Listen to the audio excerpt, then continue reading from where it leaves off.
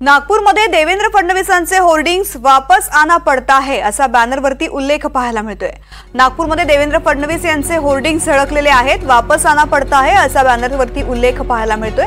महाराष्ट्रामध्ये सत्ता स्थापनेचा तिढा अजूनही असताना आता नागपूरमध्ये सुद्धा देवेंद्र फडणवीस यांचे होर्डिंग्स लागलेले आहेत। वापस आना पडता है असा उल्लेख या बॅनर्सवरती केल्याचं पाहायला मिळतंय।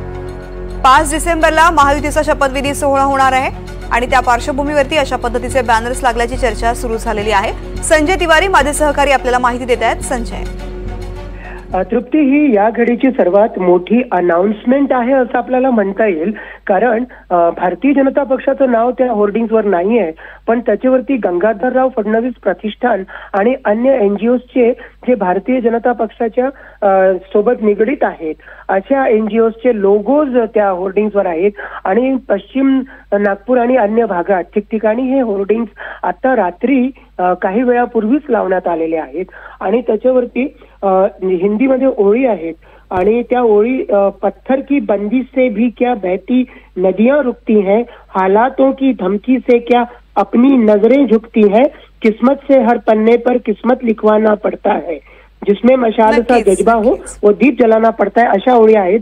आणि याला कुठेतरी मी पुन्हा येईनचा संदर्भ आहे। आपल्याला माहिती आहे की यापूर्वी सुद्धा की नदी किनारे मेरा घर, नदी का बढ़ते हुए मेरा घर न बसा लेना। संजय, धन्यवाद संपूर्ण माहितीसाठी।